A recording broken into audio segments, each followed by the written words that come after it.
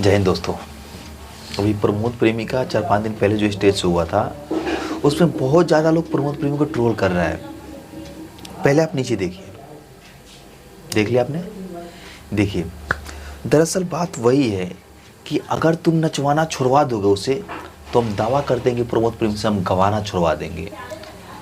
अगर इतना ही ये जो डांसर है इतना ही अगर सक्षम होती ना, ये उसी समय देती तमच्चा लगा के फटाक से प्रमोद प्रेमी को स्टेज पर ही, तब ना उसे पता चलता कि जलील करने का और अश्लील हरकत करने का क्या मतलब बनता है।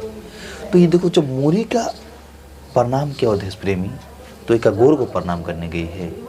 पहले आप देखो यहाँ पे, और जो विरोध कर रहे हैं प्रमोद प्रेमी का, मेरे को लगता है शायद कुछ लगते होंगे इसीलिए विरोध कर रहे हैं। जो भी विरोध कर रहे हैं मैं उनसे एक बार बोलना चाहता हूँ, तुम इस डांसर को नचवाना छोड़ दो। हम दावा करते हैं कि प्रमोद प्रेमी से गवाना छोड़ देंगे। छुड़वा सकते हो? नहीं छुड़वा सकते हो। देखो एक बार, ये कभी नाचना नहीं छोड़ सकती है।